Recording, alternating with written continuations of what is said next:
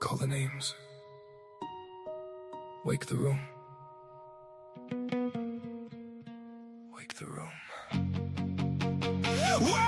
the room!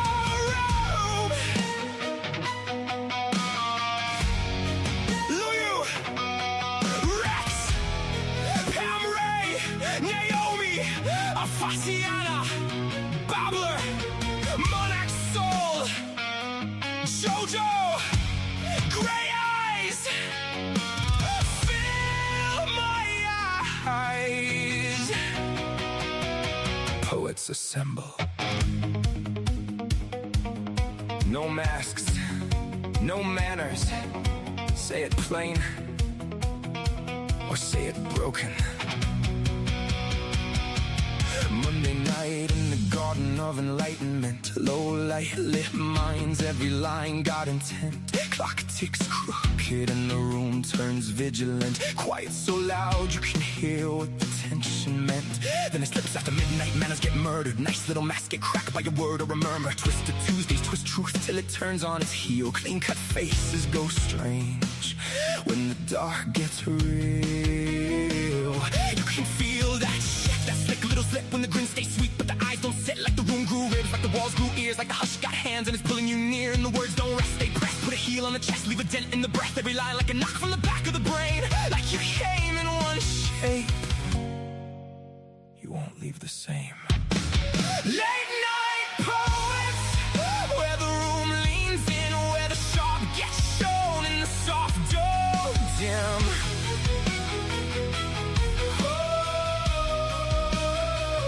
Late night poets, hear the whole thing shift from a whisper in the ribs to a line that lifts from the darkened edge of doubt to the pull you can't ignore. We don't just read the night, we make it something more. Say it plain, say it broken.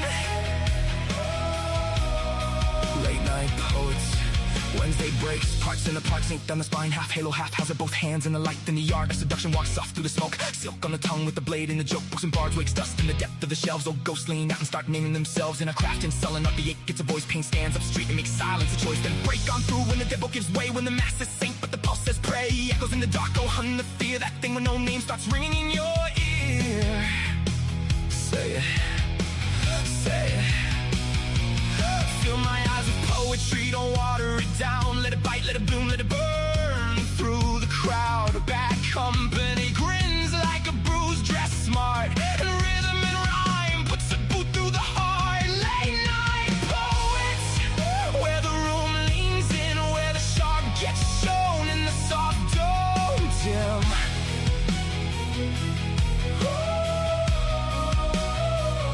Late night poets, hear the whole thing shift from a whisper in the ribs to a line that lifts from the darkened edge of doubt to the pull you can't ignore. We don't just read the night, we make it something more. Say it plain, say it broken. Late night poets, some come shattered, some come slick. Some speak honey with a blade in it. Some sound velvet, some sound wire. Some walk in low and take the room higher. Some come holy, some come liars.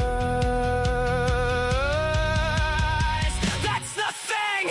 This ain't filler for the dead space, no. This is pulse with the pen, this is blood with the nickel. This is breath to the backbone, ink with the crown. Live mics, live nerves, truth laid bare in the round. This is the beautiful mess, the bruise and the bloom. The line that cuts clean and makes a little room. Late souls, wide eyes, all nerve in the dark. A room full of hearts beating hard through the dark. Wake the room, wake the room. Late night poets, where the room leans in, where the sharp gets shown in the soft dome dim.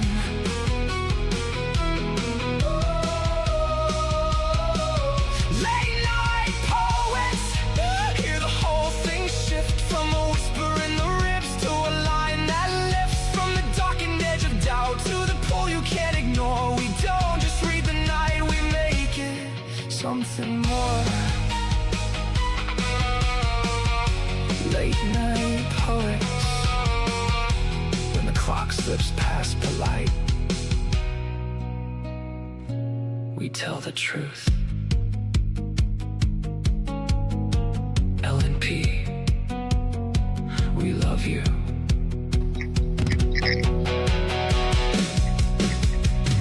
Stay frosty.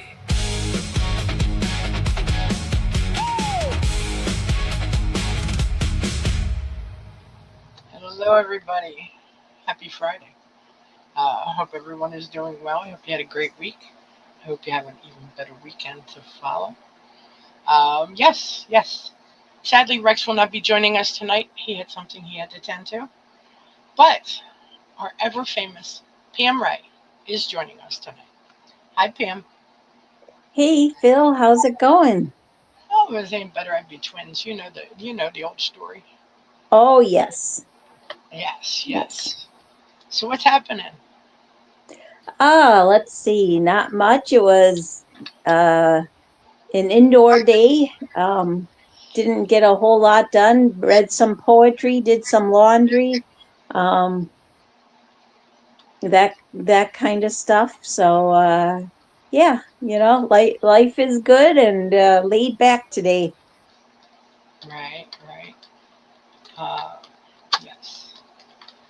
No, so yeah, it's been hot. Well, not super hot, but hot and sticky and yucky. And did I say hot and sticky? Oh, and rainy And yucky, hot, sticky, and yucky. and rainy all week. So, like, Yeah, we had the rain off and on today. I did not go outside. I honestly can't remember checking. Okay, our high today was seven. Right now it's 64. Our high was 79. I will say the apartment didn't feel like it was 79, and that's probably because it was like overcast, which kind of right? makes things feel a little cooler. But yeah, the humidity was really bad with having the Yeah, off and on rain.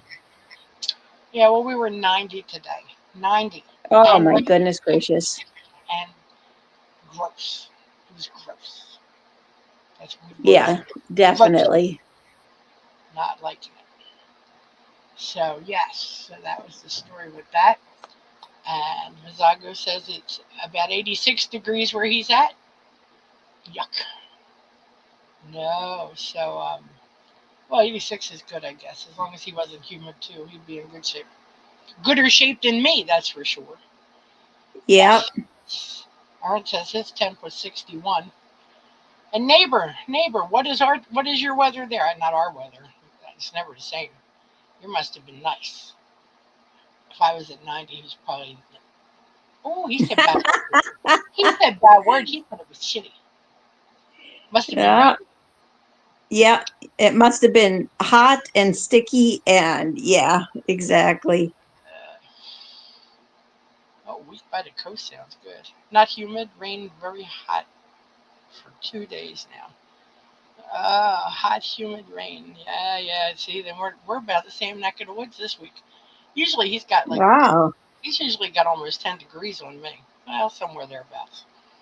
Whereas his Yeah. day is a nicer day than mine. I was looking forward to a breather. Apparently, we're all sticky and yuck around here. Yeah, I'm not liking it.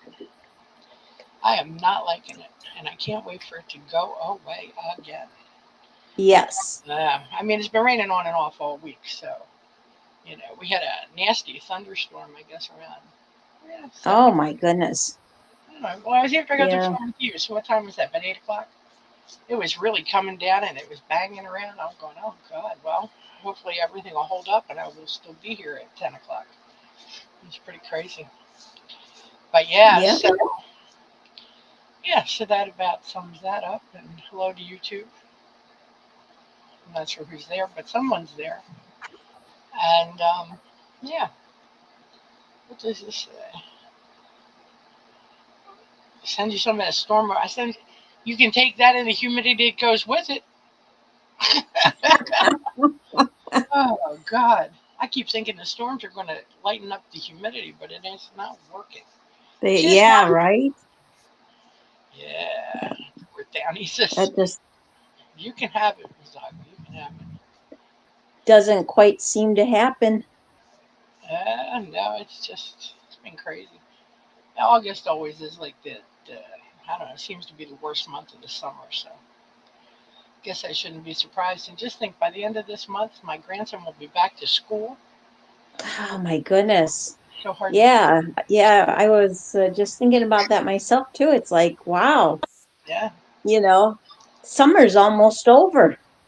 yeah. You Our guys, know, I'll be very happy for September, but because of the weather cooling down. But the thing is like it seems like such a short time period between too hot and too cold. oh yeah, tell me about it. Yeah, Yeah. I remember here we used to. Well, they never went back to school until right after Labor Day, and now they've decided to send them all back the end of August. It's like, Yep. whatever, you know.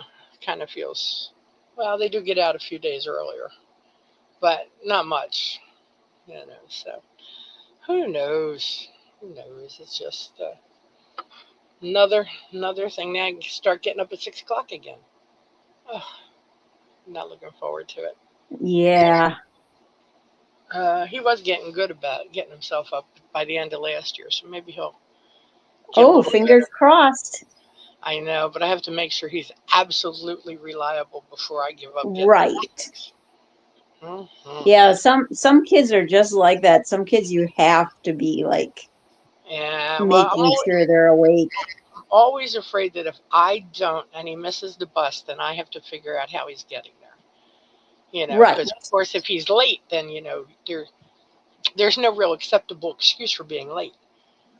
It's easier to come up with an excuse for being absent than it is for getting one for being late.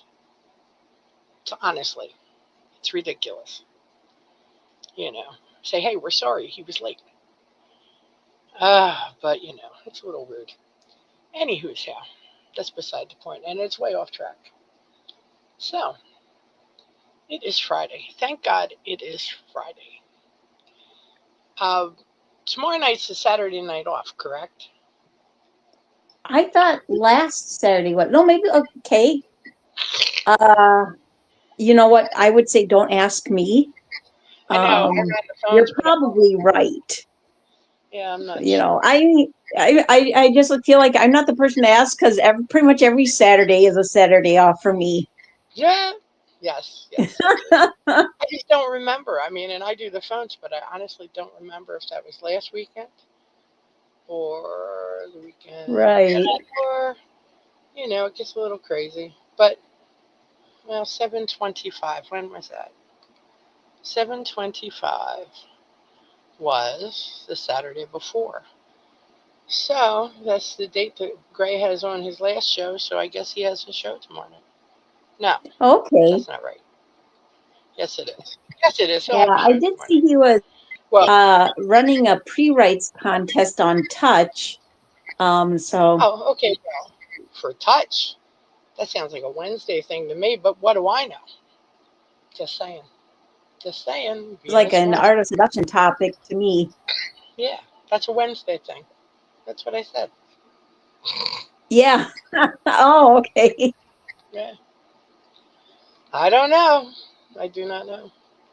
Well, I hope that Gray knows he has a show tomorrow because I haven't talked to him. Mm. Let's see what else this is. Oh, I don't know.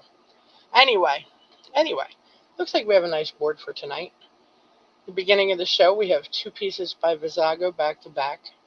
Um, he had talked to me about possibly getting them on a show, and I said, well, we'll put them on next week. So they are up, and which is fine by me. And then we have a bunch of other folks after that. Sounds like a lot of fun. We got a few, well, I shouldn't say a few. I guess some would say we have quite a few audios for tonight, which is always nice. So, yeah. So I get to sing and recite poetry with only the push of a button. Yes, yes, yes. Oh, I don't know. Anyway. Is there anything else that I need to know? I have no idea. Well, there goes Pam. I have no idea what is going on Sunday. Um, Rex had something come up that he could not be here tonight. I have not talked to him, nor do I see a contest or a topic board up for Sunday. So we will we either will have a show or we won't have a show. I do not know. I assume the show would be open music, but I'm not going to assume that. And yeah, I think Pam quit. She said, "I'm out of here." Hey, there she is. Imagine that. Hi, Pam. Welcome back. Hello. Hello. Okay. Sorry about that. My connection went out. No problem. But I did say welcome back, and apparently you didn't hear me. Oh, Well, sis. anytime I come back, it takes a few seconds before I hear anything. Gotcha. So, Gotcha. yeah, yeah, Yeah. but absolutely good to Pam, be back. Pam saying she's got a lag. Ah, a lag and a nag. That's us. She's the lag, I'm the nag. Anyway, Mm. uh, oh, I did not see that Yumpy, so I don't know. So yes, so I do not know. Let me see now. I guess we should get this party started. And Pam, I'm going to put this first piece up and have you read it, and I will read it with part two. So here we go. This is called "Unbreak My Heart" by Visago.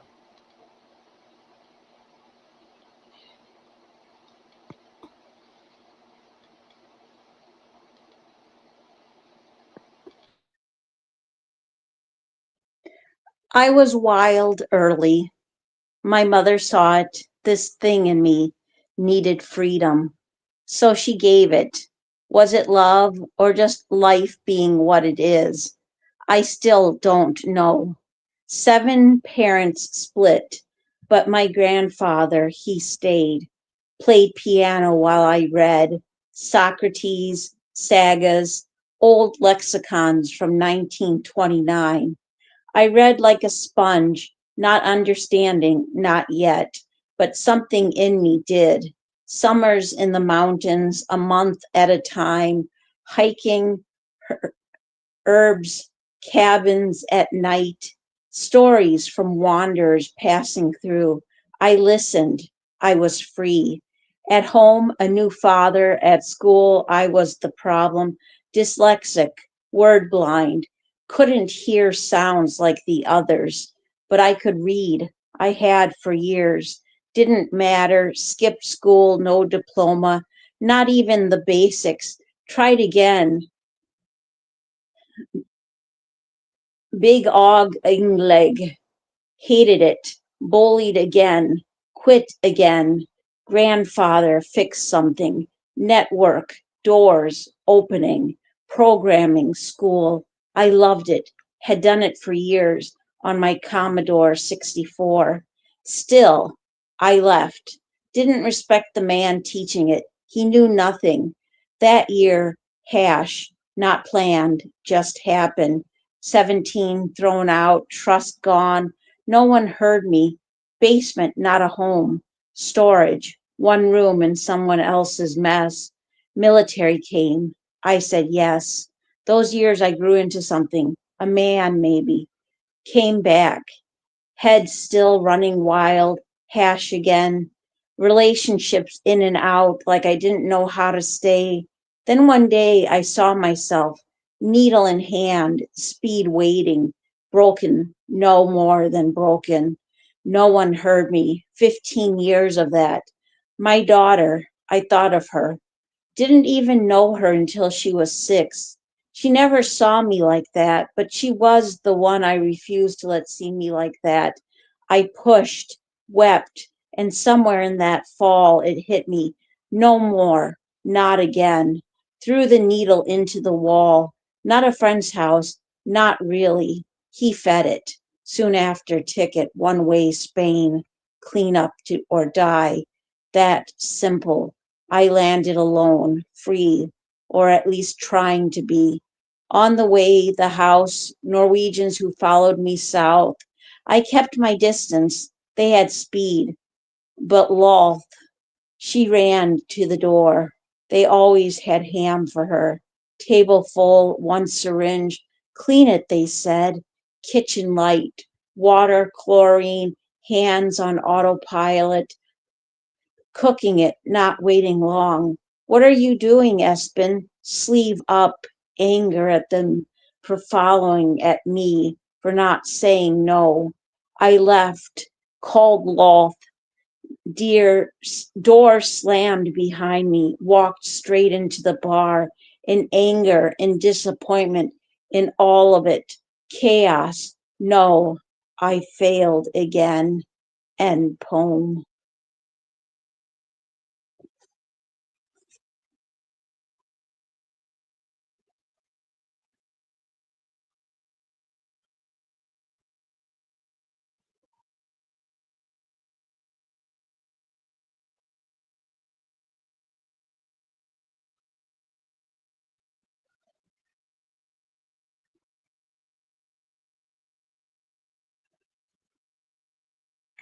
Are you on mute, Jean? Yes, I was, and I had a whole big thing I had already said. I said I think we're going to go ahead and read the second one before we comment. We can comment on both at the same time, since it's basically a two-parter. And this next piece is called Esta Silla Libra. I got you. I didn't come in clean. I had already used. Needle done, blood quiet, mind floating just enough to pretend I was still in control. Angry at myself for needing it again. Same loop, same lie. Hola, esta Silla Libra. I looked up, and there you were. No warning, no build-up, just recognition. We shared a drink like strangers don't. Lost ran to the bar, table to table, tail high, collecting love like it was owed to her. Premio? Always yes. I told you that night, not later, not hidden. Right there, still high, still carrying it in my veins. I used before I came. You didn't flinch, didn't preach. Just looked at me like truth mattered more than the mess. You said, if you ever use again, I'm gone. Not anger, not fear. Just a line, drawn in something stronger than both. Freedom, but with one door that would never open twice. I said yes, and I meant it, in a way I'd never had before. I forgot Laos. Of course I did. The bar called, fast Spanish breaking over me. Este el vikingo cantingo. Para este aquí? I didn't understand the words, but your face, I understood that. I ran, back through noise, through who I had been 10 minutes ago. Found her, carried her back like something sacred I almost left behind. That night, no masks, no performance, just truth sitting between us, like it finally had somewhere to rest. And then, the hug. I still can't explain it. No fire, no chaos, just everything stopping for the first time in years. Peace had a shape, and it was you. 17 years, no needle, no lie, just a promise that held. Now you're in bed, quiet, tired, fighting your own battles from the inside out. And me, I sit here wanting only one thing, to give you that same hug you gave me when I didn't deserve it. To hold you and say it back, not as a promise, not as a condition, but as something earned. I got you, no matter what. End poem. Nice. Great read there, Jean. Beautiful. And these are both just amazing writes. Can you hear me all right? Yes. Okay. Okay. Um, these are both amazing writes that stand well on their own. but also work really well together as a story. They both have a raw, gritty honesty, sharing a journey of, healing and growth, and finding someone who sets limits but also is there for you. Like, sometimes being there for somebody means you have to set those boundaries. You have to be saying, if you use again, I'm gone. And it's just, unfortunately, that's the way it goes sometime. But I think it's a wonderful thing that Vizago and his wife were able to take that journey together. And addiction can be a horrible thing, because not only does it physically and emotionally damage the person using the drugs, but it can, like he says in his first poem, break trust. And trust can be a very difficult thing to put together. I think he has strong, short, impactful lines in both of these poems, very visceral imagery, and great use of spacing.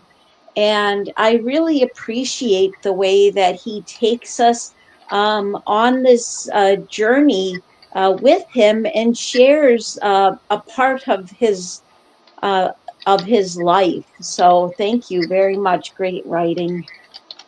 Absolutely. Um, okay. I thought this was an excellent piece by Vizago. The story was well told, both this and the sister piece. I can say, so glad that you kicked that habit, and also that you found a good woman to stand behind you. Um, we all have those, well, not all of us, but a lot of us have those moments when we're young where we kind of buck the system, and we want something different than, what's being offered to us. And, the adults are never smart enough, but you took it a step further when you kind of did yourself a disservice. But I think that, and then no less, you try and leave and go to Spain, and then all those things follow you. So I mean, that's kind of even harder. You know, you step away, and you don't just like go down the street. Find another place to be. You find another country to be, and yeah, so it follows you. But good for you. Good for you for kicking the habit. That's what I'm going to say. Um, yeah, they were awesome pieces, and I'm glad we read them one after the other, so that way we did not lose sight of the first one when we started the second. So great job, and thanks for sharing with us, Vizago. Appreciate that. Absolutely. Okay, wrong button, Gene. Wrong button.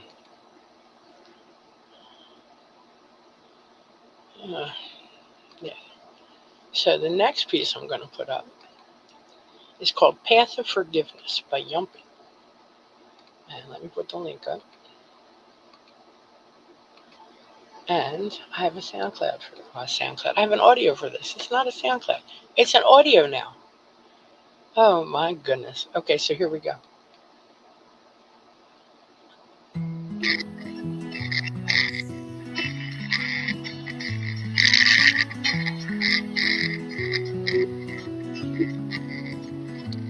As I creep down the path of forgiveness, and I search my own lonely heart,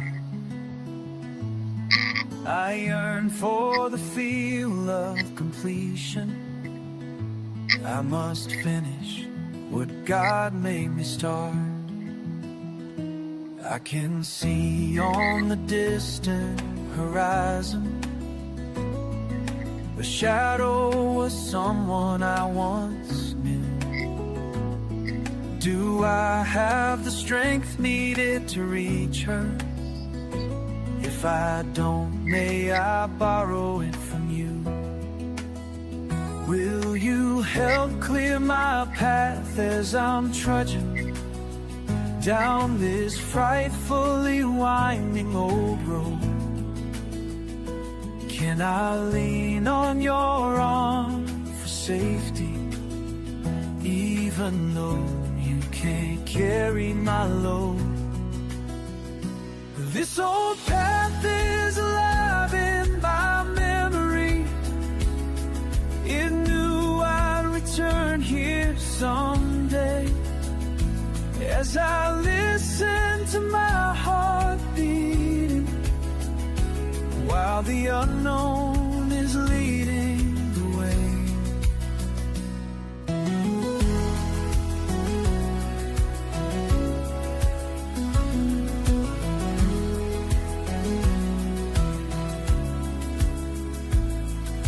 The wind speaks in riddles and warnings. The sky wears a sorrowful hue.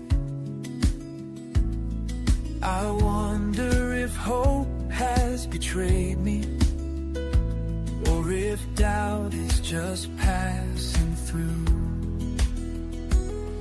The silence grows louder each footstep. Each memory calls out my name. I thought I was walking toward healing, but the shadows here all look the same. My legs are as weak as my questions. I watch myself wander along. I ache for the comfort of knowing, but the path hums a sorrowful song.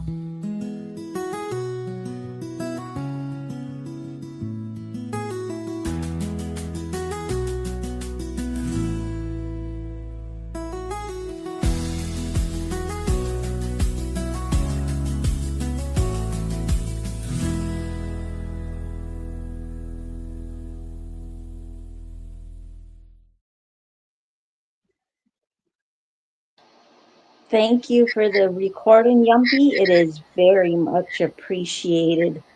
And just a reminder, everyone, if you're unable to call in, the next best thing is to make a recording of your poem, because then we get to hear your poetry in your voice or how you would like it to be heard. And Jean, your thoughts? There was something about this I really, really liked. Um,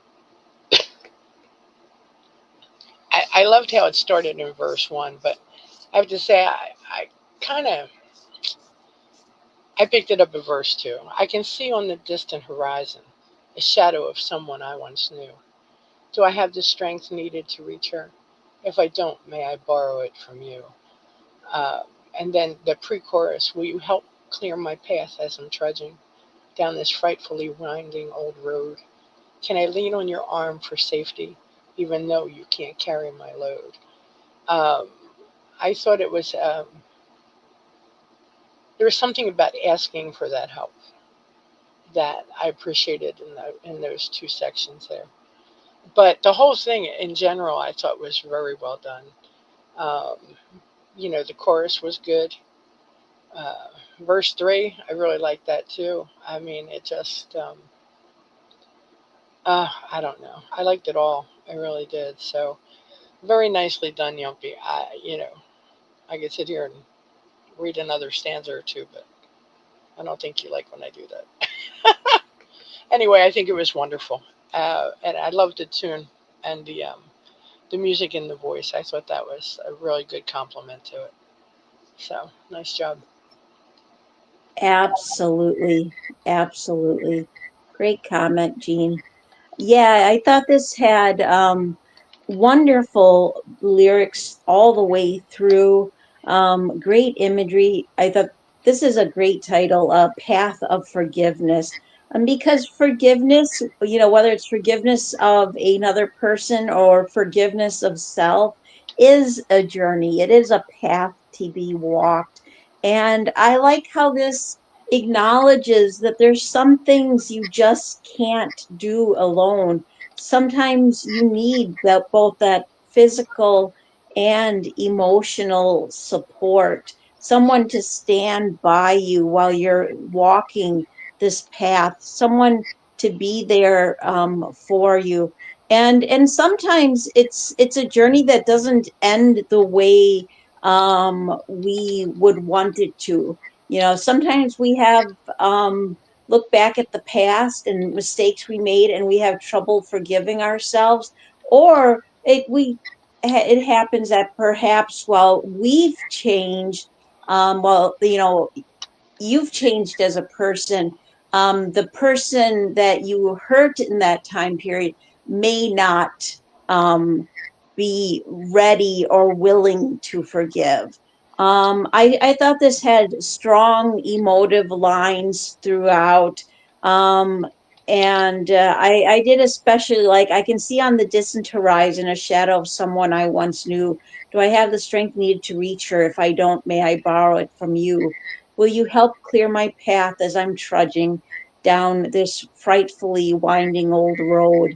Can I lean on your arm for safety, even though you can't carry my load? Wonderful lines and very well done. Hmm. Great comment, Pam. Great comment. Okay. So, this next piece that I'm going to put up is called Contraflow by Errant Panther. And I have an audio for this one. So, let me hit the button. Contraflow by Errant Panther. To live inside the trickle of thoughts, buried against the ravaged edges of memory, where the mists of long-forgotten dreams meander like a creek bed among the wild remnants of a self we once knew so intimately. And now each laboured breath ripples against fragile skin, raging to fight that light, so determined to fade before us, before any chance to acknowledge such a moment of pure awakening. Long may be the journey for a discovery so disappointingly fleeting, yet who can truly say they would retrace old footsteps just to make alternate choices? End poem. Wonderful read and write there, Errant. Thank you for the SoundCloud. It is very much appreciated. I had to look up the word contraflow. Apparently, contraflow is a road system where where one road leads, like one part of the highway goes in an opposite direction of the other, like it's split down the middle, and they're going in opposite directions of the surrounding lanes. So you have to, sometimes I just have to look words up, and I appreciate that. I thought this had strong lines, amazing imagery and metaphors. Um, I thought this to me spoke on the idea of pondering, what if one could go back in time, what changes would they make? Is there that, as he asks at the end, yet who can truly say they would retrace old footsteps just to make alternate choices? Like, if you could go back in time, would you choose to? Or would you like have everything exactly the same, knowing that even with the difficult, and challenging parts of your life, things turned out as they did. I thought this had strong lines throughout, but I did especially like the last stanza. So very well done by Errant Panther.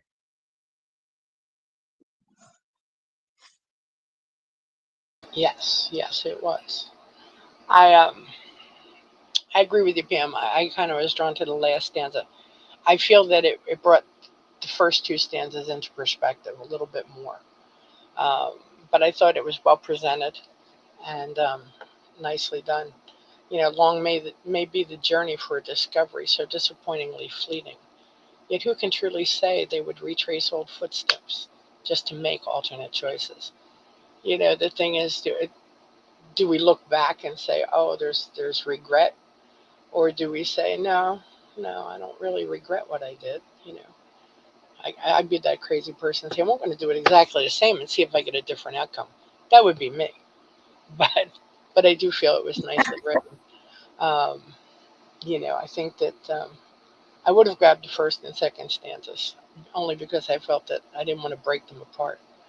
But very nicely done. Well said, well said. Great piece. Um,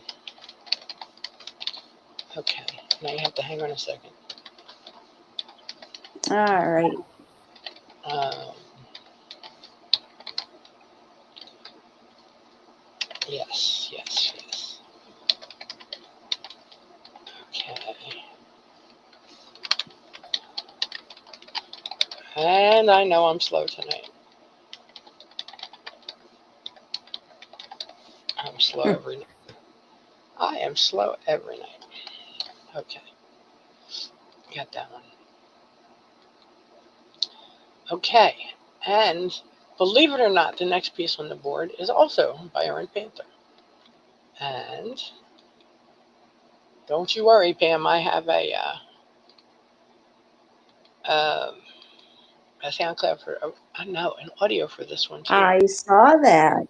See, Very nice. I'm a lucky ducky. Okay, this one's called One Tick in a Constant Evolution by Aaron Panther. So let me hit the button. And there it is. One Tick in a Constant Evolution by Errant Panther. Holding faith in my hands like a private communion, gathering nerves as I land in yet another new city. The echoes of conversations run through my mind, wondering how much of my heart was truly left behind. Stitching time like memories between life, art, and favor, until their moods become the poetry inside of me. They are ever-present shadows, breathing beneath my skin, waiting patiently for their moment in the sun, spilling stories for generations as freshly as they happened, with the scent of coffee so heavy in the air. End poem. Nice. Wonderful read and write, Aaron. And again, thank you very much for the SoundCloud. And your thoughts, Jean? Well, I thought this was a wonderful, wonderful write. And I think it was an excellent take on the prompt because, and I'm sure it was the prompt, uh, the image at the top. I am pieces of all the places I have been and the people I have loved. I've been stitched together by song lyrics, book quotes, adventure, late night conversations, moonlight, and the smell of coffee. And I think that you've captured each of those throughout this piece. Very, very nicely done there. And I picked these two stanzas. Uh, Stitching time like memories between life, art, and favor, until their moods become the poetry inside me. They are ever present shadows breathing beneath my skin, waiting patiently for their moment in the sun. So many times I say we're either living life or we're gathering poetry. It's all the same. Everything we do kind of goes into that well we have inside, and we draw from it as we write. So I like that theory there, and the way that was put together, um, with the thoughts from the quote itself. So very nicely done. Yeah, I enjoyed the whole thing. So nice job, Aaron, and thanks for the sound clip. Great comment, Jean. Yeah, I thought this was a wonderful write. all the way through. I did like how this spoke on the journey of life and how our experiences shape us as both a person and a poet. I thought this was an atmospheric piece, especially when he brings in with the end stanza, the scent of coffee so heavy in the air. Yeah, I like how this speaks that, when visiting a new city, there can be so much to explore and discover, and how these discoveries just can make an impact on the spirit, can be almost like a spiritual experience. And I thought there were great lines throughout, but I especially like the echoes of conversations run through my mind, wondering how much of my heart was truly left behind. And then the last stanza, spilling stories for generations as freshly as they happened, with the scent of coffee so heavy in the air. I like the line spilling stories for generations because it makes me think of the idea that the stories in the poems we write and we tell, who knows who will read them in the future and who they will impact. I think this is wonderful, right? Very well done by Errant Panther, and thank you for sharing it with us.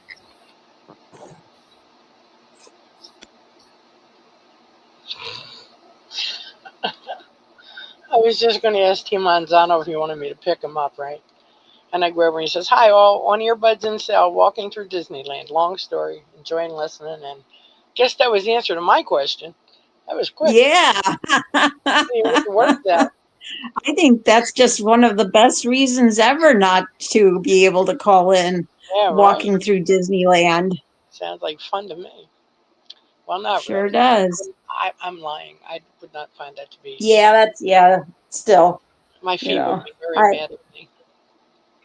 I've only been there once in my life, so, Uh, and it I was guess, pretty chaotic. well, the old gray mare, she ain't what she used to be. I was there. I was in Disney World once, and I think that would be enough for me. Yes, yes, yes. Yes. Yeah. Okay. Well, the next piece I'm going to put up, I also have an audio for. It's Audio Week. I like it. This is called Make a Dream Come True by Darkened Auras. And let me hit the button.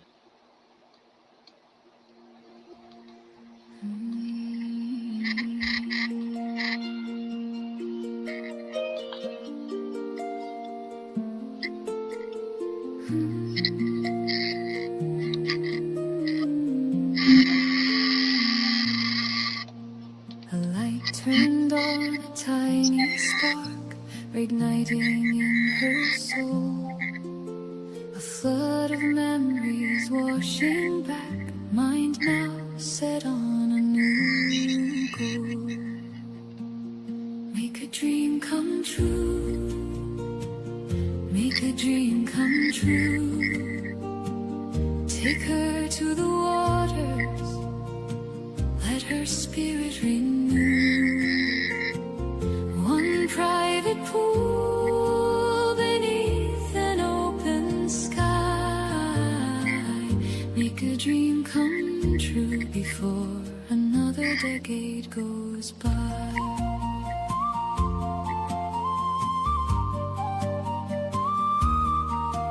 Just a tiny ping of happiness, an emotion once thought lost. It's hope recaptured at long last, must fight for it at any cost. Make a dream come true, make a dream come true. Take her to the waters, let her spirit renew. One private pool beneath an open Make a dream come true before another decade goes by. The serenity of such privacy, the escape she seeks within her mind. It's right there in her dreams each night, a way to make it a reality.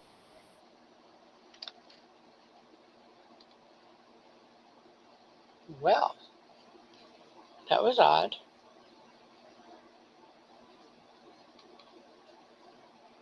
That was odd. Did that just stop right in the middle of the song? I think that it did. Let's try it. Okay. Let's try it one more time. Okay. See if it completes. But I wasn't even on the page.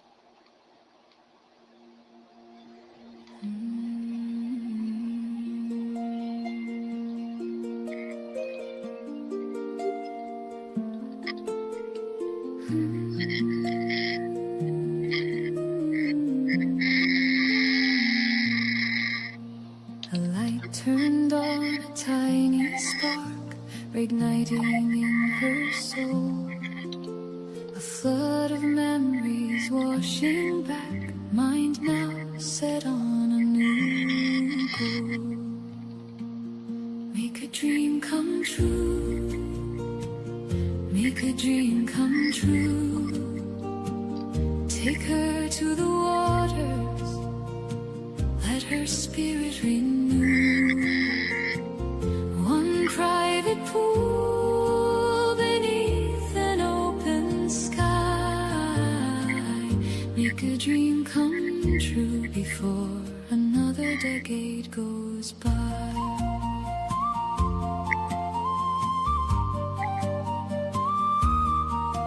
Just a tiny ping of happiness, an emotion once thought lost. It's hope recaptured at long last, must fight for it at any cost. Make a dream come true, make a dream come true. Take her to the waters, let her spirit renew. One private pool beneath an open sky. Make a dream come true before another decade goes by. The serenity of such privacy, the escape she seeks within her mind.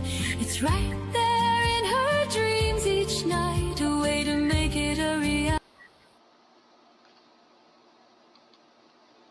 Well, I guess that is all we will hear. I have no idea why I did that at all. But I will say that yeah, go ahead. Yeah. Oh, I'm sorry. I was just looking at the length of the poem thinking maybe it's too long, but it really isn't. No. But it might be because she had a chorus in there so many times. Because I do know that Suno has a word limit, but I do think it's pretty long. It wasn't on Suno, it was on YouTube. Oh, it was on YouTube. Okay. Mm-hmm. Okay. Yeah. So all right. Well, I'll go ahead and comment on this first. Oh, I'm sorry. I should ask. Are we going? So, oh, yeah. Sorry. Well, let's see. I read the last one, so if you want to go ahead and read it, Pam, that'd be great. Yeah. There we go. All right. So this is "Make a Dream Come True" by Darkened Auras. A light turned on, a tiny spark reigniting in her soul, a flood of memories washing back, mine now set on a new goal. Just a tiny ping of happiness, an emotion once thought lost, its hope recaptured at long last, must fight for it at any cost. The serenity of such privacy, the escape she seeks within her mind. It's right there in her dreams each night, a way to make it a reality she must soon find. She's been numb for over a decade, going through the motions on autopilot, lives a boring life day in and day out, but now she wants to change all of it. She has her mind set on just one thing, mermaiding in a private pool room all her own, strengthening muscles, exercising, swimming all day, and hearing her laughter echo a cheerful tone. What she wouldn't give to be teleported back in time, where she swam in pools and lakes, the tub, and pretended to be a mythical creature for hours. Will she get her wish with the genie's rub? End poem. Nice. Um, yeah, I thought that this was a. Oh, I was typing something and I got it all screwed up. But I thought it was nicely penned. Good lines throughout. Originally, I thought it was a great choice of music and voice that kind of got cut off, but it still sounded really nice. Would have been good to be able to hear the whole thing. But that wanting to go back in time to enjoy those memories of her youth, I think, are really. It was just nicely presented. So well done, Darkened Auras, and thanks for sharing with us. Great job. Absolutely. Great comment, Jean. Um, yeah, I thought this had nice rhyme and flow. I did get a smile out of the part about mermaiding because I used to do that same thing when I was a kid and for a lot of my childhood. Actually, pretty much all my childhood, I was fortunate enough to grow up around lakes. The first part of it, it was basically different small lakes close to each other. And then in my teen years, I lived by Lake Superior.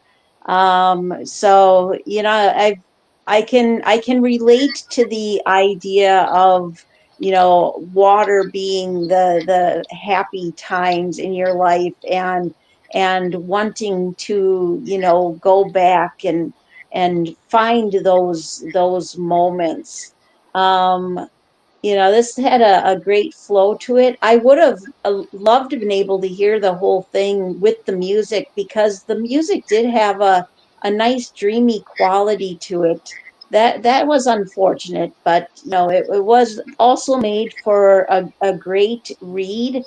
And I think we all have those dreams and in life, that and those memories that give us a sense of joy. So wonderful right, and very well done by Darkened Auras. Yes, ma'am. I agree. And I know when I was loading that, I had to load it twice because the first one just didn't really come to my desktop, and I was like, "Where is it?" So I went and I did it again. But I'm pretty sure I heard most of it on the YouTube, so I'm not sure how that didn't carry over, but heaven only knows. So for that, I apologize, Darkened Auras, and I only apologize because I assume it was me. Okay, well, guess what, Pam? This next piece I'm going to put up also has Uh-huh. an audio. Oh, hooray. Yay! Telling you, it's my lucky night. This one is called Face for That by Quickens Music. So let me hit that button. Right after I hit that button, here we go.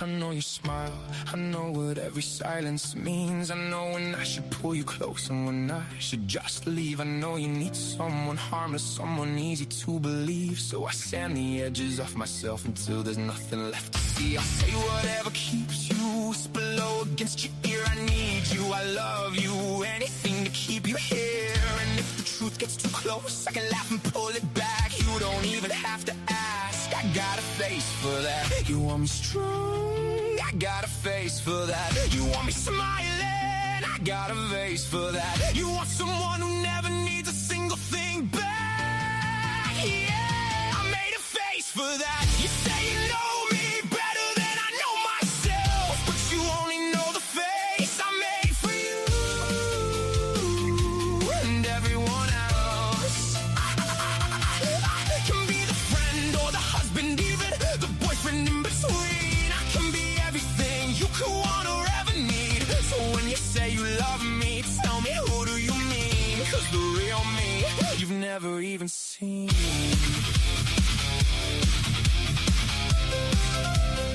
You've never even seen.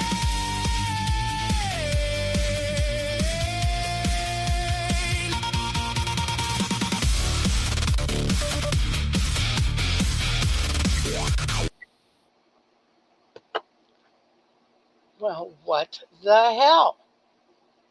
And yes, I did say that. I thought it, so I get that you said it. Wow, Weird. that is very strange. Wow, now I'm scared because I have 2 more audios for tonight. Well,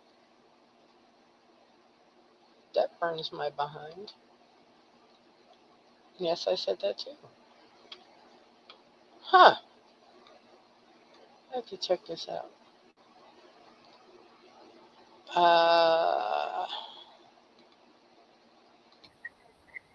God. Darn ads over there. And that was the SoundCloud, so they were 2 completely different places I pulled from. Right. Okay, well, I'm going to And did you flutter. then you didn't have any trouble loading that one or No, uploading it? no, that one I Huh. did not. Okay. That is so Okay. weird. That is so weird. There I'll play with that one in a minute or 3. there's got to be something going on with StreamYard. I guess, unless my, well, I didn't have any problems with my internet all day. I was going to say, unless I had an issue with my internet. Yeah. Well, let me see now. What am I going to do? Oh, first I have to open up the room again.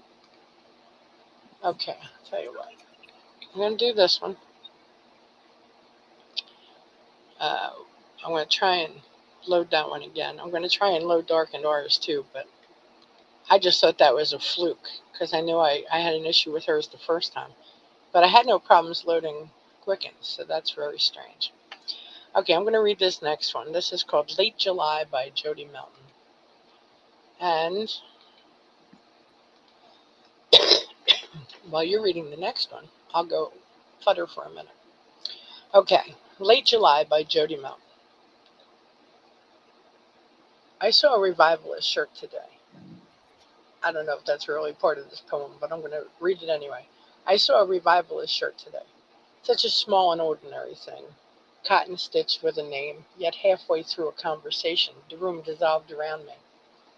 Someone kept talking, their mouths still moving, their laughter still arriving.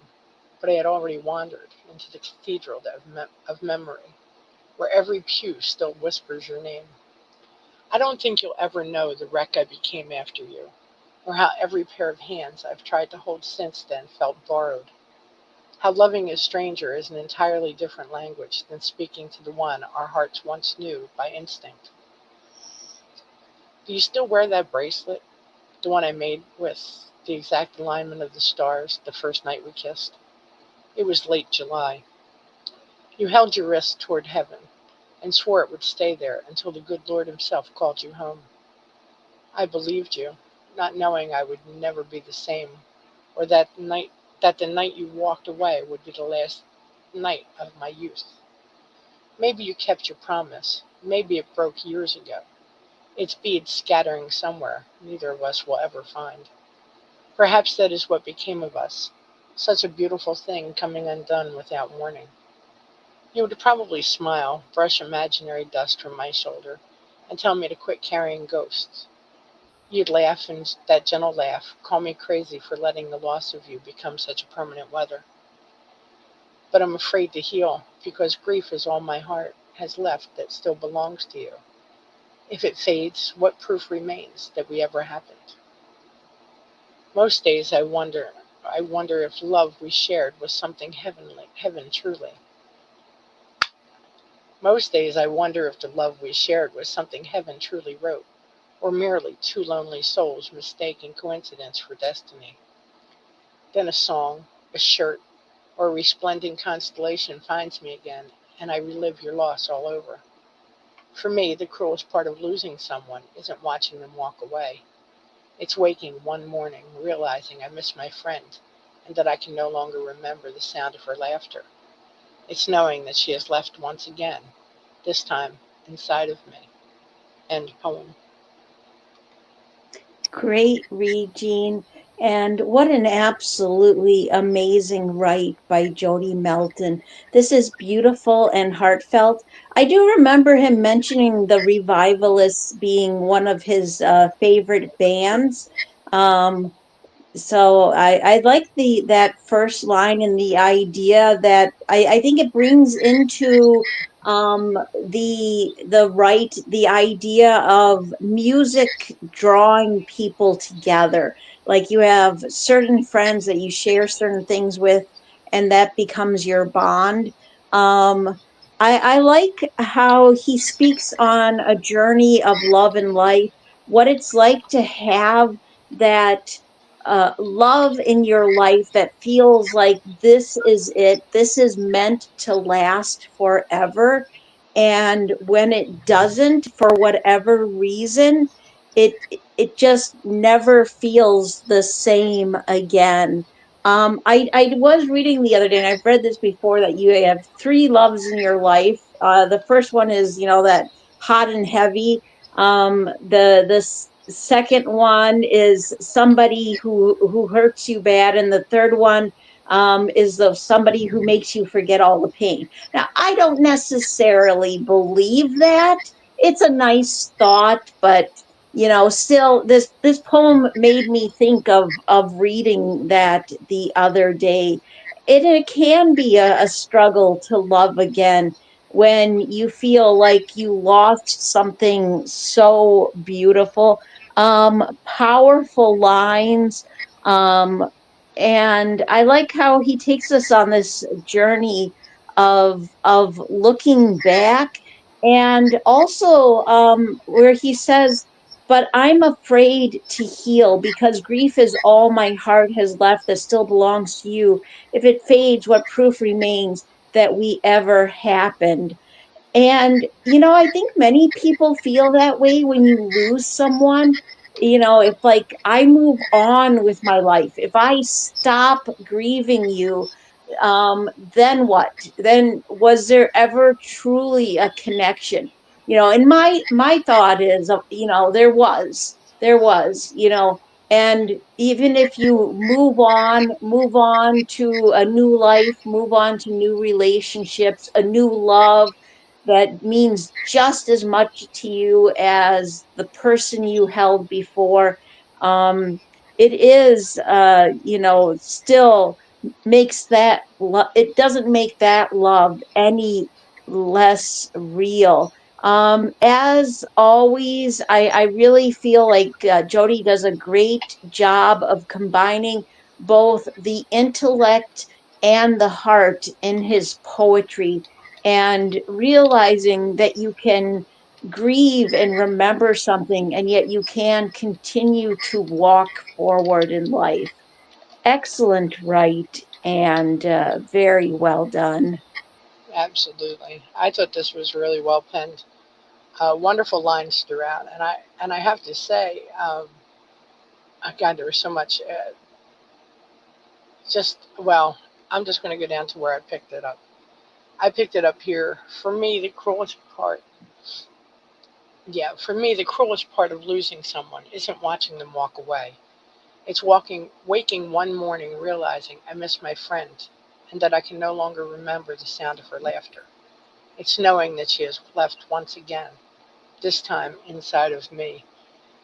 You know, we become sad enough when we split ways with someone that we're close to, in a relationship with. Um, and when that parting of ways happens, that's sad. But when you realize later on that after you've moved past everything, when you wake up and you realize you've basically lost those feelings, those thoughts, that closeness that you held inside of you for so long, that is the saddest part of it, because now you've lost it. Well, you lost that physical togetherness, but now you've just lost that thread that kept you bound inside. Not really bound inside, but that that that space that you held for them for that long.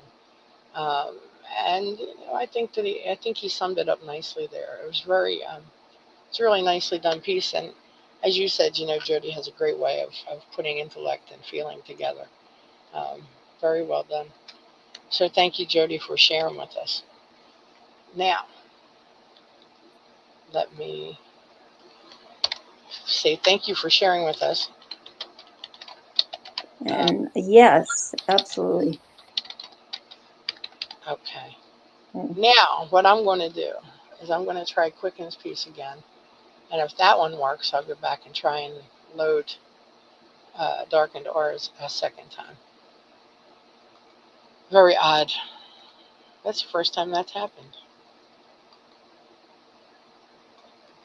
And it's even two different converters completely. So Right, yeah. That is very odd. Okay, well this file said it was 4 minutes and 22 seconds long. So hopefully when I hit the button, it'll be 4 minutes and 22 seconds long. So here we go.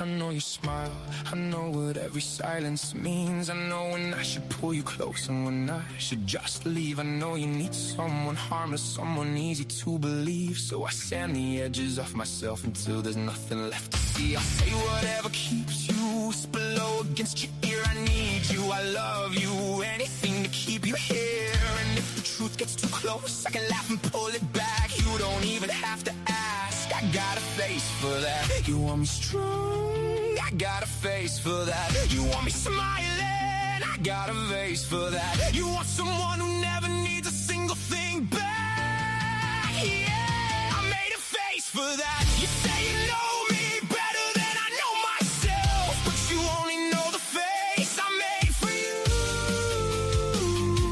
and everyone else. I can be the friend or the husband, even the boyfriend in between. I can be everything you could want or ever need. So when you say you love me, tell me who do you mean? 'Cause the real me, you've never even seen.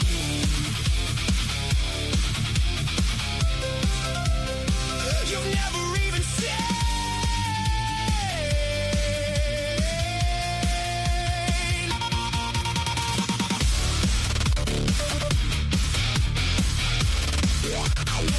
I know how to be needed without ever being known, how to make myself a shelter when I have nowhere to go. I can hold you through the shaking, keep my own hands out of sight, make you think I've got the answers while I lose myself each night. You want me to be a stone, never giving 'cause for alarm, so I keep my breaking quiet while I hold you in my arms. And I have to laugh inside when you swear you see me clear, 'cause the closer that you hold me, the less of me is here.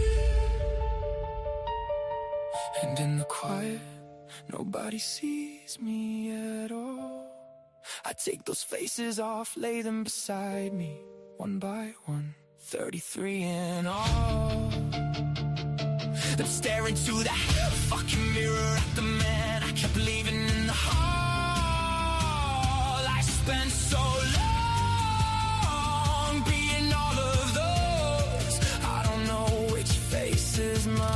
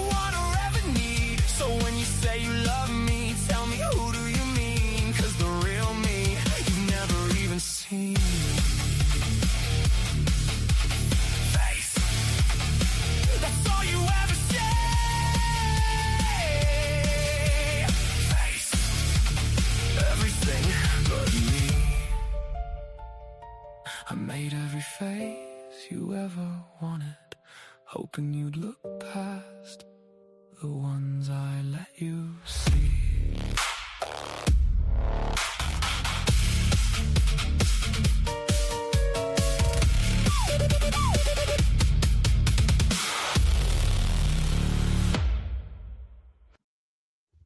Well, that was absolutely amazing as always. Thank you for the SoundCloud Quicken. It is very much appreciated. And your thoughts, Jean? Well, I thought this was a great piece. Always being that person everyone else needs is truly the way to start losing our sense of self. We all wish sometimes that people would see us for who we really are, but that's such vulnerability in that, though. There really is a lot of vulnerability in letting someone see the real you. As always, I thought you did an excellent job. So, thanks for the share, Quicken. Always appreciate it. Absolutely, absolutely. Great comment, Jean. I have to say, I really like Quicken's picture that he's using on All Poetry right now. I told him That he is looked pretty handsome. I told him dark he and looked cool. handsome. Yep, cracked me up. But yeah, this is both hard-hitting and heartfelt. I like the wordplay in the title, "Face for That," and the I like the use of repetition and the imagery and metaphors. This is an emotive right, speaking on the idea of what it's like to be there for everybody else, but not get what you need in return.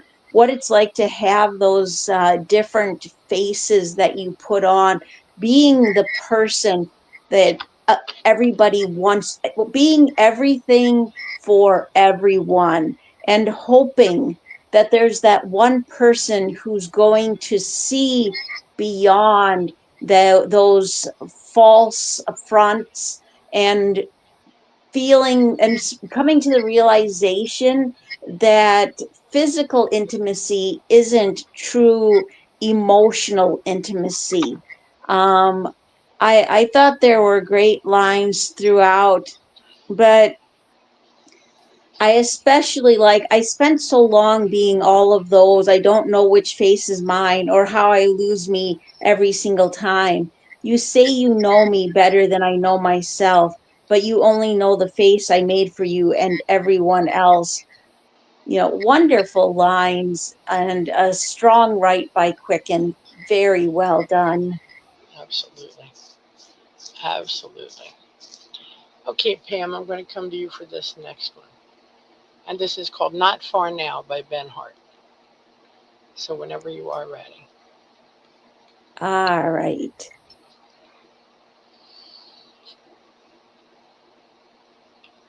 Shadows lengthen and nightfall lapse at my grass-caressed feet. I spill a sip of tea, chamomile, simply to watch it run away between the cobblestones, etching my name into a path I'll never follow. Beyond the tree line and the fields of muted rape, where light clings to unvoiced promises kept. I watched them as they wait there in that meeting between two origins of the same long faded gold, they who are yet to return from corridors of grief, pristine. And for a moment here, eternity is a flip book writ upon the wings of a hummingbird. And for a moment here, I fear all that I let die unfelt. And poem. Nice read, Pam. A great piece by Ben Hart. This was written to a prompt. We each owe a death. There are no exceptions. But, oh God, sometimes the green mile seems so long. And I think that he did capture that in a different kind of way. It wasn't very obvious, which is good because it's a standalone. I think that the emotions were well expressed in this. And so a very well written piece, as always, by Ben. And for a moment here, eternity is a flip book writ upon the wings of a hummingbird.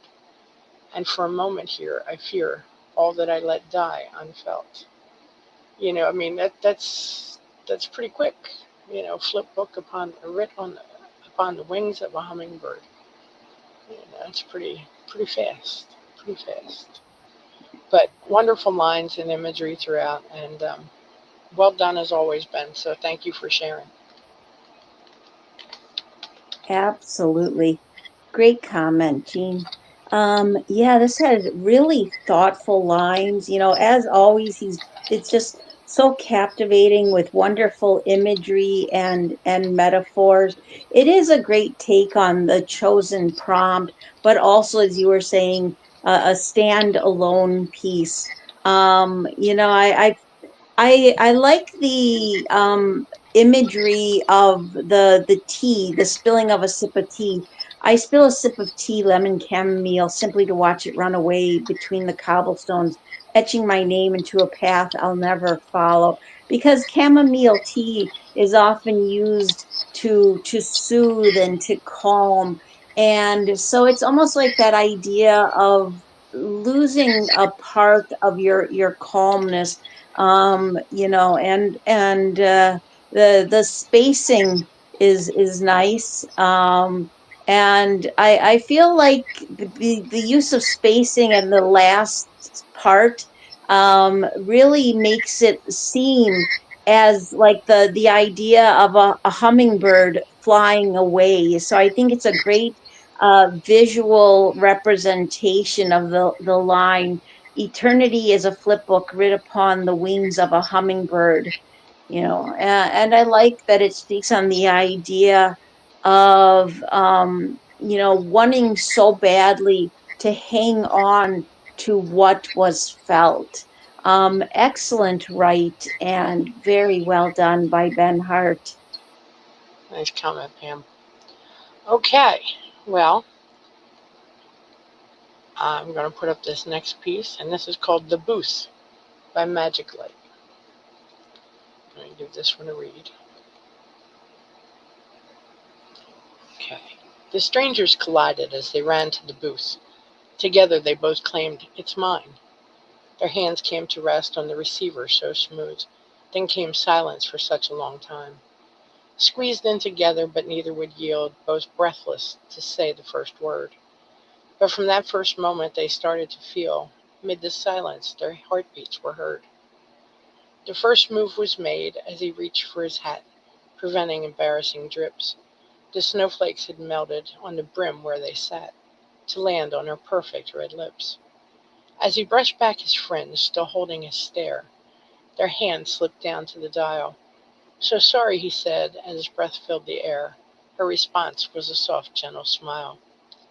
They nervously laughed, both intended to speak.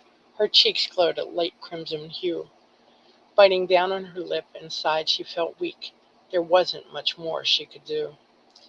Smiling, he said, "Please make your call." He spoke with a soft-mannered voice. And standing outside, snow started to fall. He knew he made the right choice.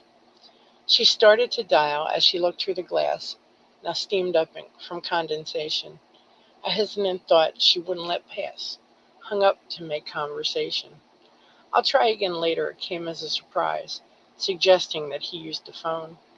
He saw through the snow the blue of her eyes, and wondered if she was alone. "Would you like a coffee or a hot drink? It's best to get out of the cold." "That would be nice," as she slid on the ice. Then he grabbed for his arms to hold. Then grabbed for his arms to hold. Sorry. Some 50 years later, and grandchildren too, the silver-haired couple did prove that love conquered all with the thought of a call that day in the snow at the booth. End poem. Great read, Jean. I have to say it's really nice to see a write by Magic Light. I haven't seen a write by him in a while. He's a wonderful rhyming poet. Really enjoy the nostalgia of this, looking back in time, and the mention of the phone booth especially adds a great nostalgic detail because you definitely don't see those anymore. But this is a wonderful story of love, of two people's first meeting. And, I like how there's so much attention to detail and the back and forth conversation. And I could definitely see this being a wonderful story to tell your children and grandchildren many years later. And, you know, I don't know. They're just such great lines throughout. It is really difficult to choose, but I do like the way the ending wraps it up. The would you like a coffee or a hot drink? It's best to get out of this cold. That would be nice as she slid on the ice, then grabbed for his arms to hold. Some 50 years later, and grandchildren too, this silver-haired couple did prove that love conquered all with the thought of a call that day in the snow at the booth. Wonderful lines and very well done. Absolutely. Yeah, this is a great piece. I came across it again, I guess it was before last Friday. And I'd asked if we could share it. It was written for one of our contests, I think. Let me see. I think it was. It was a long time ago. It I was was gonna say that must have been a while ago. yeah, 6 years ago. Art of Seduction. It was written for, and I thought it was such a sweet piece. I loved the rhyme and meter of it, and I like how the story progressed. It was just a nice romantic. No, I don't know if romantic's really the right word for it, but there was this element of romance that ran through it, and I liked that. But it was just as wonderful the first time I read it. So glad to find it again. Great rhyme and meter, wonderful tale told on love and romance. Excellent piece. So thank you, Magic Light, for sharing with us once again. It actually won gold 6 years ago. See that? Not too bad. Not too bad. Absolutely. I like it.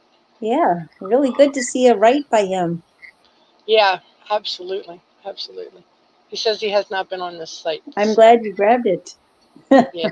He says he hasn't been on this site much lately. I got that response from a Yeah, few. that's understandable. Yeah. Um, well, I lost the whole comment that I made, so whatever. Story of my life. Okay. Okay, Pam, that's going to bring me back to you. And this piece is called Resting Rustic by Aphasiana. So whenever you are ready. All right.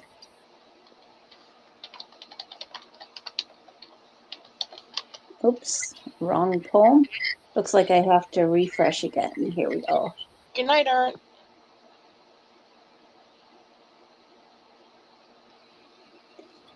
Infant apple bears sunbathe amongst elder grass. We trim and tame hubris that we are entitled to the space. Berries born for flighted, now sorted for ground consumption. I sit among crickets and caws, feel the tickle of ants. Crickets not welcome in my home, tolerate me in theirs. There is no strategy or sameness, uncurated chaos composed of harmony, varied height, gradient of green adapted, shade and soil shared. Bark bears the bites of seasonal scars, borrowing peace by following the pace. No ambition to leave a trace of my presence, not requiring a mark. Simplicity lends solidarity, community discovered outside of society. The outskirts provide unprovoked belonging. The breeze dictates direction on land uncolonized by concrete. My Sunday Mass is touching grass. End poem. Nice. Nice read, Pam. Yeah, this is a nice piece by Faisiana. I love the imagery throughout, uh, her touch on nature. Um, Infant apple bearer sunbathe amongst elder grass, small trees. We trim and tame hubris that we are entitled to the space. Berries born for flighted, now sorted for ground consumption as the berries fall to the earth. It was just wonderful the way through. But out of all of it, I have to say I really loved the way she ended this. The breeze dictates direction on land uncolonized by concrete. My Sunday Mass is touching grass. I think that she did a great job with this, and she hit on so many different touches of nature throughout. Um, the ants tickle. That what is it? One of the critters doesn't like in her house, but they tolerate her in theirs. I got a chuckle from that. But really nicely done. So great job, Faisiana, and thanks for sharing. Oh, absolutely. Great comment, Jean. Mhm. Yeah, I have to agree. This is such a beautiful piece, wonderful imagery. I like how she reminds us of how important it is to connect with nature, how it can be a this beautiful spiritual experience, and how we should keep our interactions with nature simple. Like we shouldn't be leaving anything of ourselves behind other than our this kind of like just gentle and positive energy, like going on walks doesn't mean you have to bring a lot of stuff with you. It can just simply be with the experience of interacting with nature. I do like the humor, and I can totally relate to crickets not welcome in my home, tolerate me in theirs. Yes, yes, I totally get that. I have many critters, insects that come into my home that I do not tolerate. And I thought there were great lines throughout, but I especially like there is no strategy or sameness, uncurated chaos composed of harmony, varied heights, gradient of green, adapted shade, and soil shared. Bark bears the bites of seasonal scars.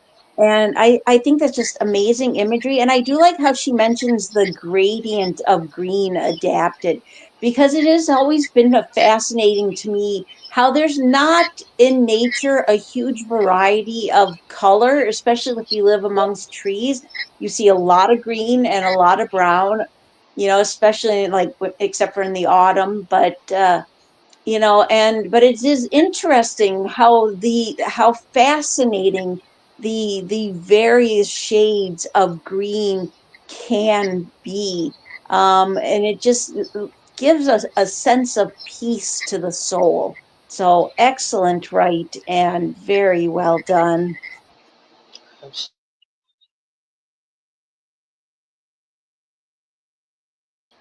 By Argo Wings. And I have an audio for that. I hope I have a whole audio for that. Fingers crossed. Yep. Here we go. Dysania. Rotary clock hands melt midnights between us, the lonely hour beckoning dreamers to stir. It's here that I pull at you, to stretch the purlieu between us, knowing your skin will rise to my call. I draw on your mirage to ride the slivers of silver and turquoise that streak the weave of our exhales. Tangibilities blur into silken threads, where my pinned wrists quiver beneath your steel grasp. Opia's hold breaks as my eyes lull uninhibited, finding stardust glow behind closed shutters inside the fitful sleep of pleasure's unrest. Clenched fists soften to cradle a flushed curve that the sheets have abandoned. Sighing, I reach instinctively for you, but you've receded back into the haze of tangerine mists and the cool violet waters of Nod, to tease me again until the night tide falls on our shared shadows.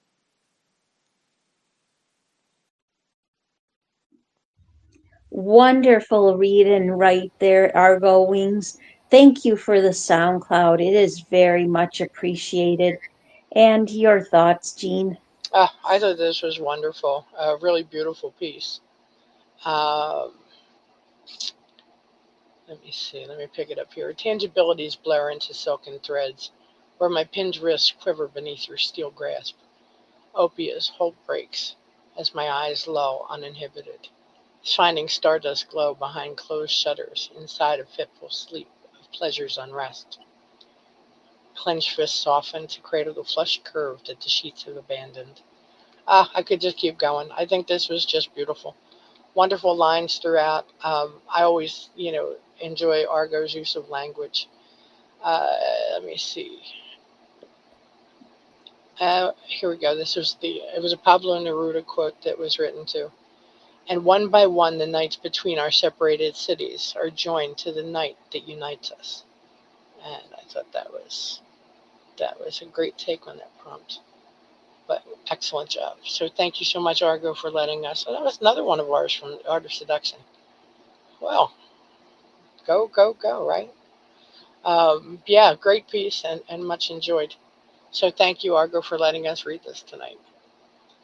Great piece. Oh, absolutely. Absolutely.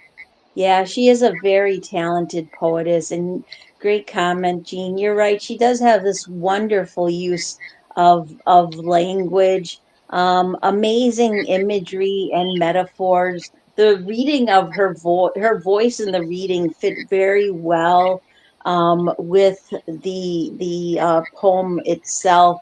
I like the use of personification for sleep and the idea of wanting to go back into the arms of sleep, wanting to go back into that moment of these just beautiful dreams, like when you're having one of those dreams that you just want to get back into. I thought this had just great lines throughout, but I did especially like Opia's hold breaks as my eyes loll uninhibited, finding stardust glow behind closed shutters, inside the fitful sleep of pleasure's unrest, clenched fists soften to cradle a flushed curve that the sheets have abandoned. Wonderful lines, beautifully written, and very well done. Absolutely. Okay, so the next piece I'm going to put up is called, let me make sure I put it up here first, While Waiting for a Postman. And this is by Hats. So let me go on and give this a read. Through the open window, a scent of olives and balsamico floats. Sunbeams warm cold tiles. Yellow curtains flutter like that flag on a boat anchored in the bay. I recall that boat, that summer of 1999, which quietly passed into memoirs as I return to the place where I'm headlong through my carefree childhood, carefree childhood behind. He was like gentle water, enveloping the curves of my continent, and my veins sang a song, which lyrics I composed when I dove by movement of his planet, universe swirled inside me. End poem. Great read there, Jean. And oh, this is such a wonderful write by Hats. I get a kick out of her little note in her and burn after reading.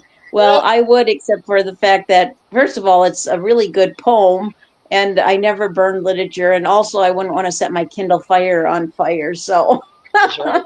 you know, but I like how this these beautiful and captivating lines speak on that transition from childhood to adulthood and the things we leave behind, but also the things that we discover, the discovery of love, of desire, of finding someone who moves forward with you into the future.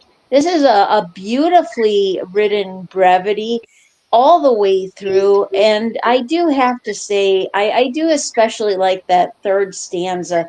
He was like gentle water enveloping the curves of my continent, and my veins sang a song, which lyrics I composed when I dove by moment of his planet's universe swirled inside me.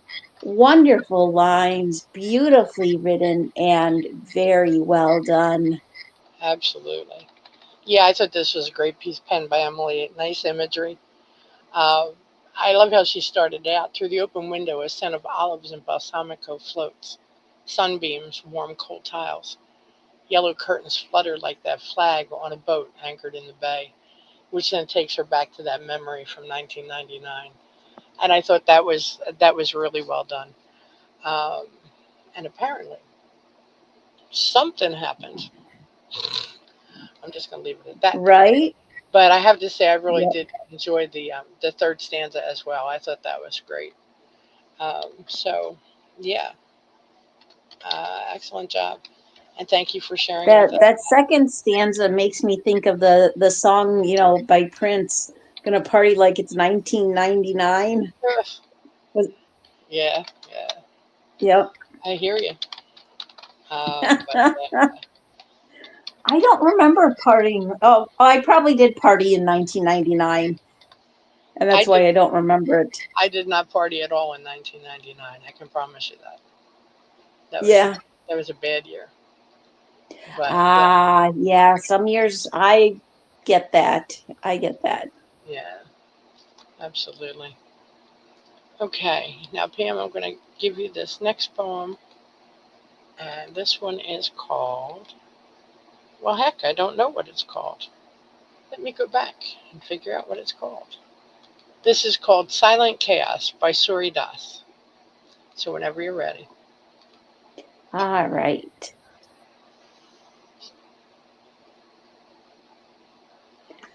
A lot of noise buzzing around his ear. Maybe something was not for him to hear. He put his headphone on. Still, the voices kept on. Don't know from where the voices came. It echoes within him, refusing to fade. He moved to the balcony to cool down the extreme agony. The voices repeatedly uttered, "You are a failure. You are not my type. You can't do anything in life." The voices kept raising, but it was too late to silence them. Maybe he forgot to take the pills to make the voices still. He would not have collapsed if only he hadn't let the voices win. All the voices engulfed him, leaving only the silence within him. End poem.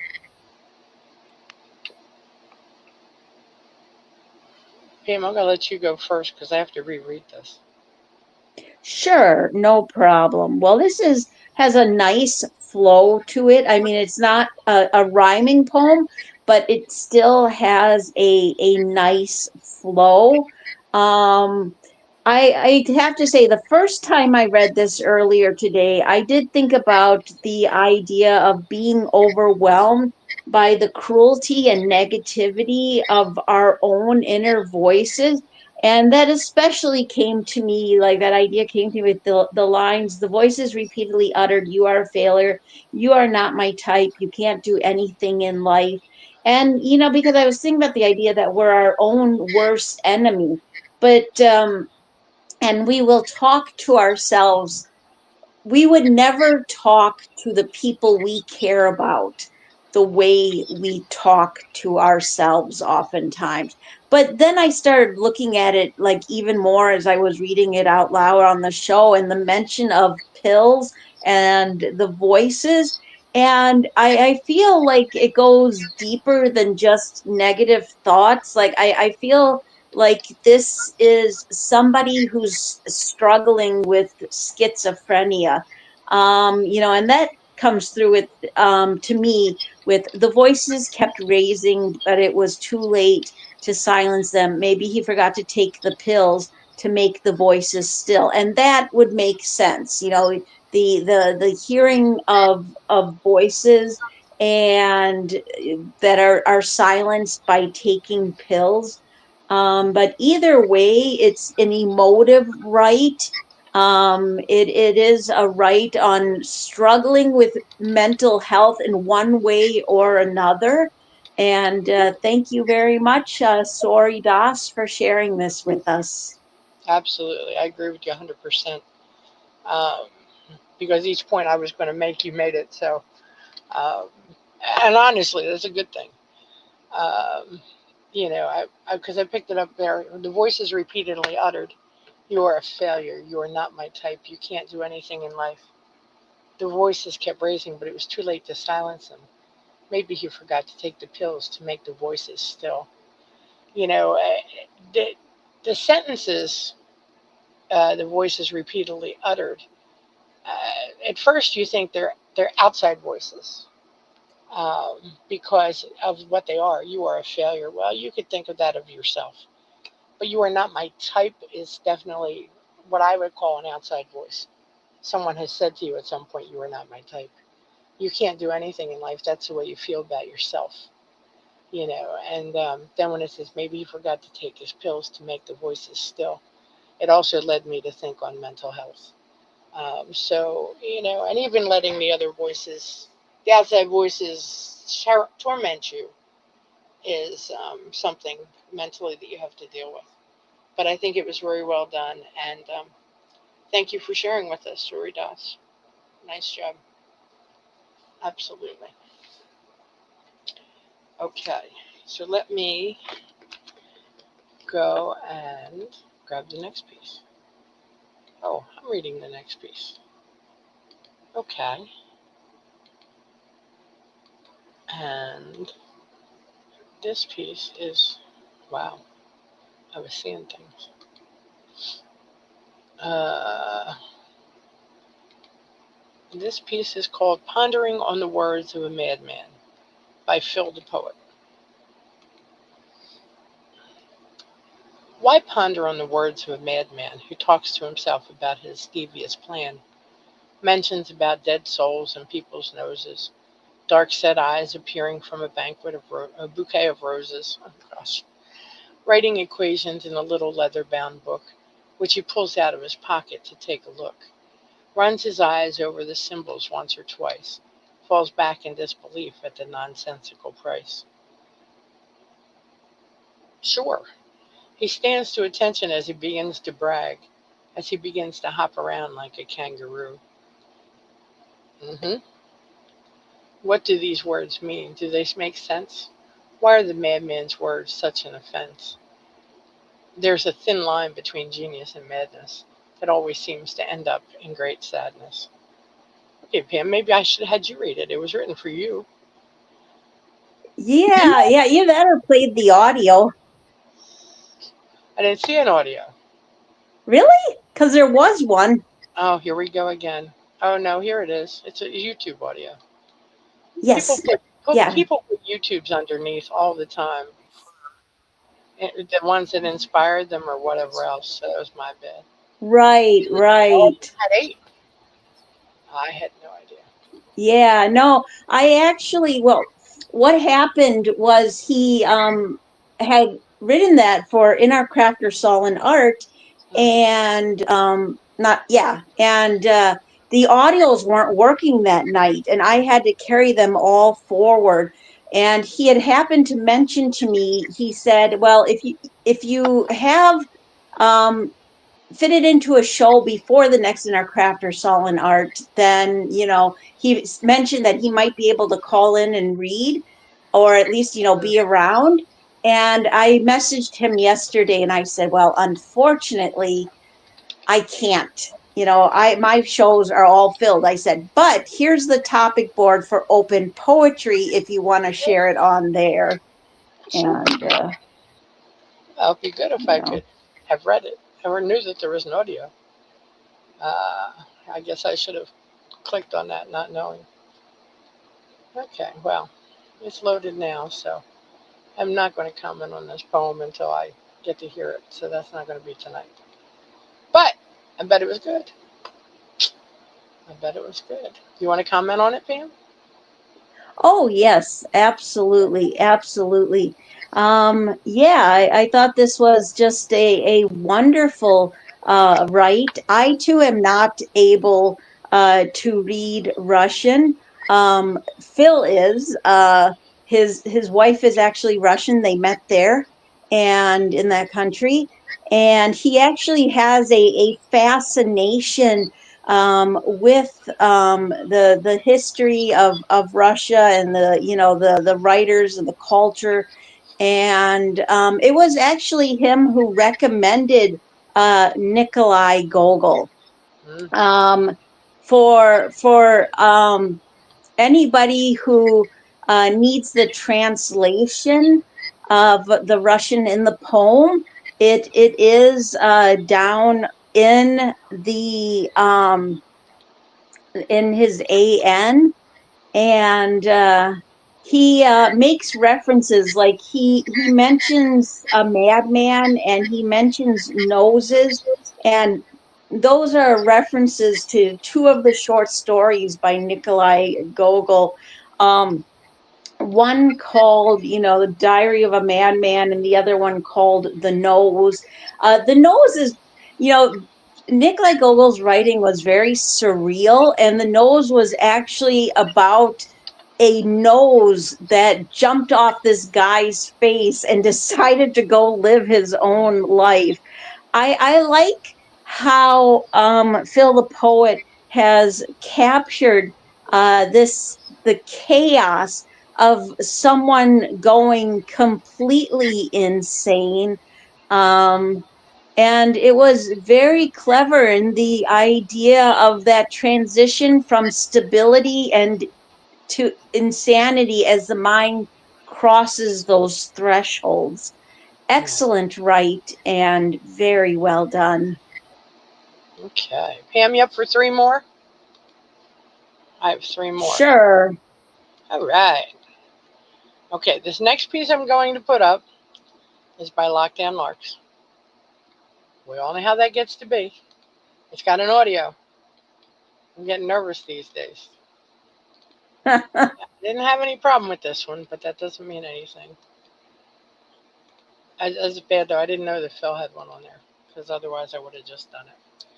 Okay, so let me hit the button for Lockdown Larks. If you climb into my heart, I will take you on a journey where we will never be apart. Somewhere you and me can be. We can fly across sun-kissed skies or swim in seas of deepest blue, but only finding where truth flies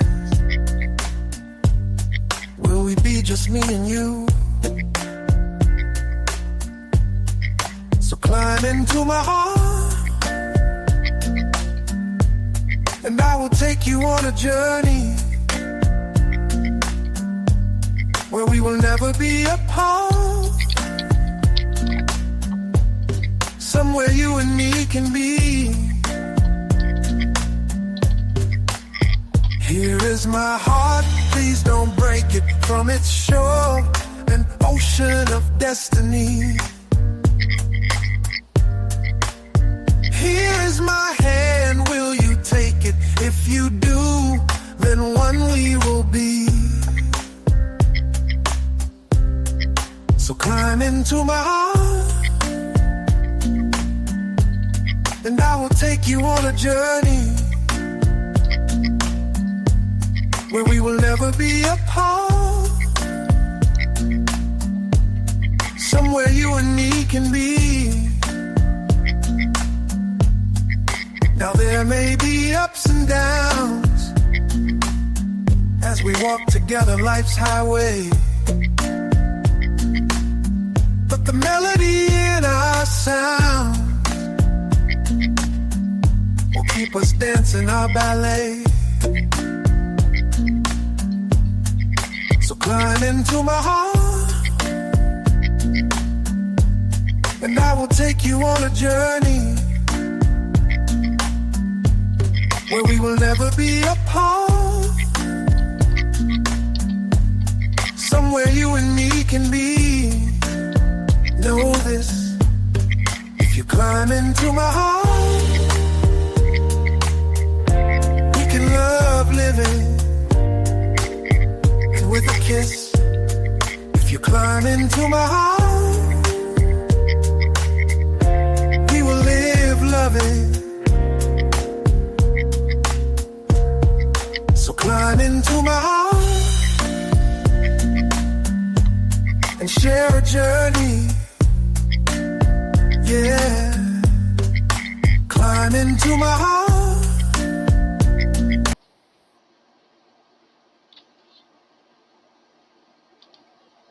Wow. But I don't know. was that the end? I don't think so. Okay, I didn't think so either.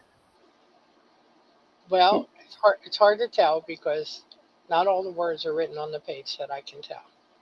Maybe it is. I don't know. But anyway, it just seemed to cut off. I don't know what's going on with the cutting off thing tonight. Very Yeah, aggravating. no, it definitely cut off. This is like last week I was having problem, not this problem, but I was having problems with audios that it was just Yeah, very odd. very So strange. I don't Very know. strange. But anyway, I thought this was a nice piece by Larks. Nice choice of music and voice. There's always a great sound to it. And I picked it up here. We can fly across sun-kissed skies or swim in seas of deepest blue, but only finding where truth flies will we be just me and you. So climb into my heart, and I will take you on a journey where we will never be apart. Somewhere you and me can be. Here is my heart. Please don't break it from its shore, an ocean of destiny. Here is my hand. Will you take it? If you do, then one we will be. I just thought it was a nice piece. It was sweet, and I thought it really was well done. So thank you, Lockdown Larks, for sharing with us tonight. Absolutely. Absolutely. Great comment, Jean. Yeah, this is really beautiful and heartfelt and wonderful lyrics written. Great choice of music. Um, this definitely felt very tender. I like that this speaks on a journey of love and life taken together. And the I like the idea of a heart being a metaphorical vehicle um, in order to guide you within this loving relationship. And there's just great lines throughout, but I did especially like, so climb into my heart and I will take you on a journey where we will never be apart. somewhere you and me can be. Here's my heart, please don't break it. From its shore and ocean of destiny, here's my hand, will you take it? If you do, then one we will be. A wonderful declaration of love and putting your trust in someone to not break your heart and to be there by your side for life. Excellent, right? Very well done by Lockdown Larks. And thank you so much for sharing it with us. It is greatly appreciated. Yeah, yeah. It amazes me. I have 7 audios tonight, and I have more troubles with audios than I ever want to dream about. It's such a mess. It's absolutely insane.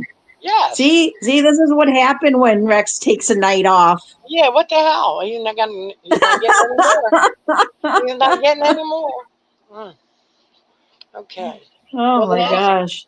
the next piece, Pam, I have I'm going to put up for you is oof, it's a piece by Yumpy. It's called Desert Wisdom. And whenever you are ready. All right. Okay, gotta refresh.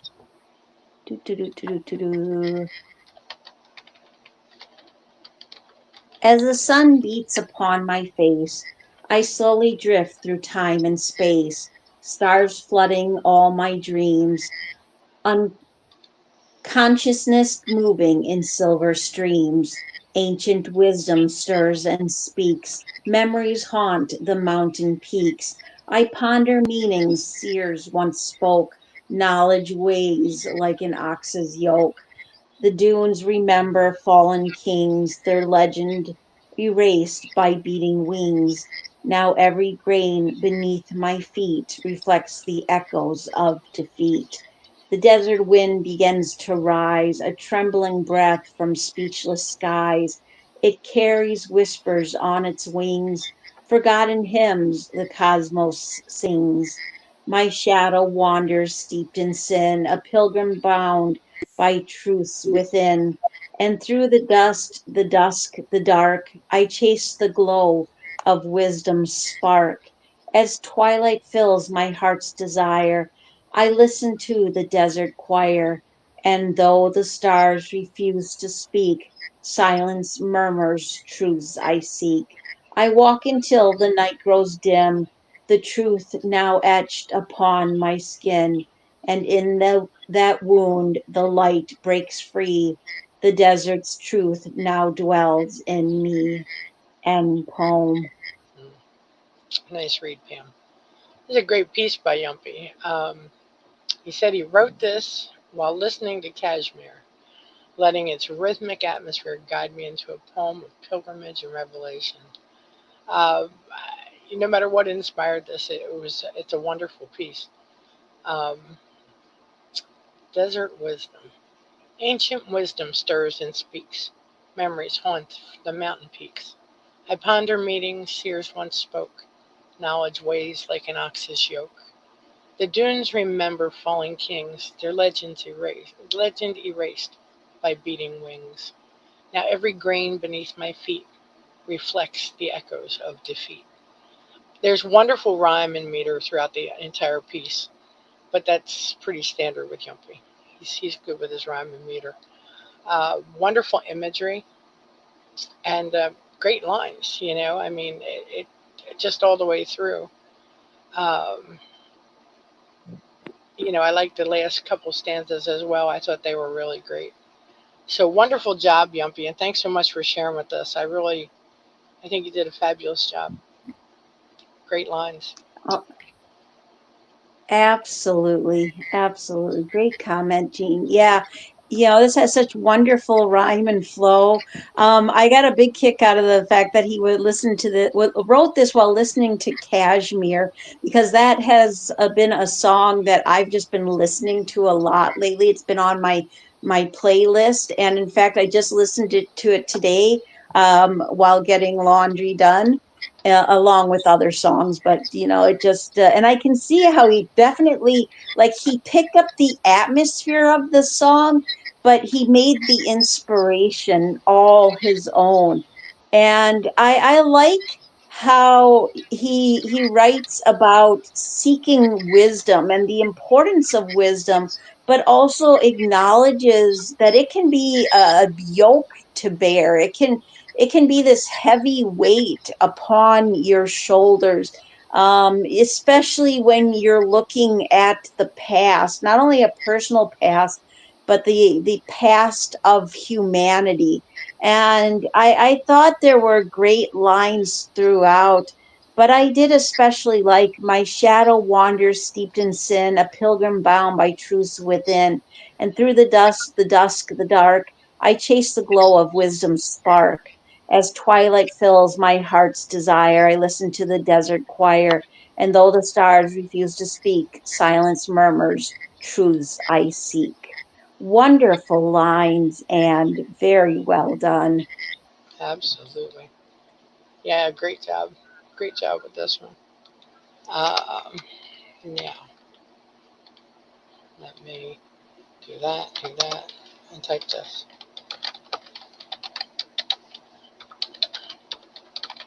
Okay. And then I'll put up the last one. And I'll carry Phil the Poet over to next week. And I will also see about Darkened Orders for next week. So that way, I've eliminated the problem of the audios. I really don't know what it was.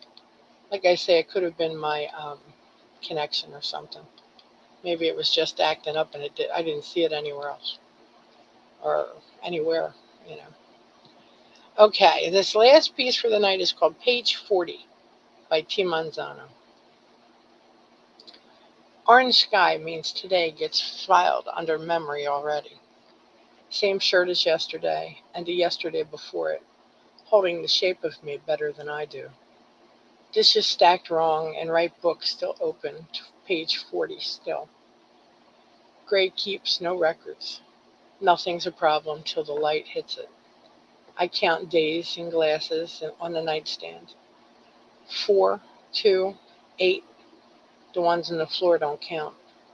I decided being the sole judge of what counts. Then goal comes in low and sudden, and I am a person again. A shirt wearer, dish stacker, person who could be doing better and isn't. I take the dead hours back. The dead hours never once asked me for anything. End poem. Great read there, Dean. What an amazing write by T. Manzano. I am curious about page 40, if it's a specific book he's reading or if it's a journal he's writing in. I am curious about that, but I like that because, I feel like it's something that's relatable yet, personal at the same time. This has a strong imagery. It feels very much like a Sylvia Plath confessional style poetry. It's raw, it's gritty. It's an excellent write that mainly speaks to me on the long hours spent feeling disconnected from life.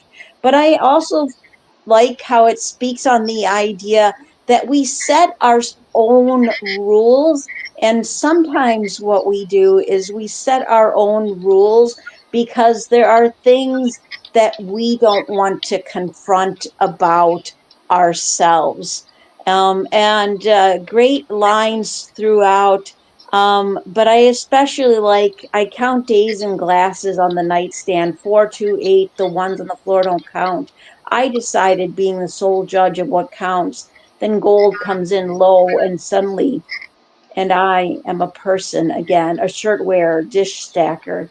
That transition from feeling like life is this complete mess to suddenly having it all together. Um, Excellent write and very well done. Thank you, Tim, for sharing this with us. Well, it might take me a minute because, again, Pam stole my lines. I'm just saying. Oh no. It's so funny. You've done it all night. It just made me laugh. I just keep bouncing somewhere else. But I thought this was a nice piece done as well. You know, the orange sky means today gets filed under memory already. It's like, nope, same shirt as yesterday and the day before, holding the shape of me better than I do. Dishes stacked wrong, and right book still open to page 40. Great keeps no records.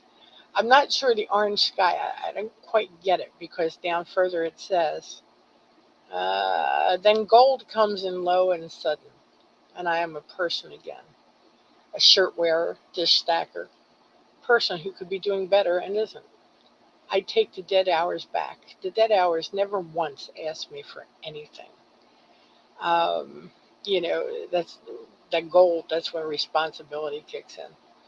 You know, when I have to be a responsible person and do the right things, you know. And sometimes it's easier maybe just to have the orange floating around. I don't know. I assume that's what he means by that gray that he mentioned above, you know. Greg keeps no records. I think that it was just, it was a clever piece and well written. And I agree with you. There was something confessional about it, like that Sylvia Plath kind of thought that runs through it. So, well done, Tim, and thank you for sharing with us tonight. Great piece. I liked it. Absolutely. And great show tonight, Jean. Oh, except for And the audio mess ups.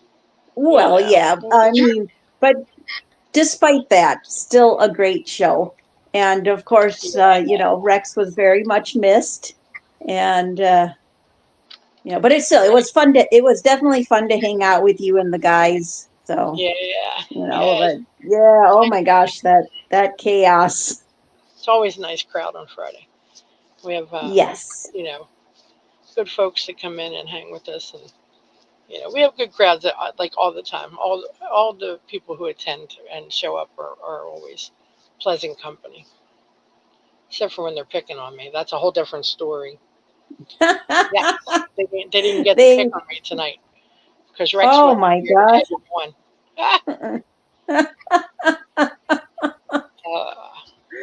Oh my gosh. Yeah.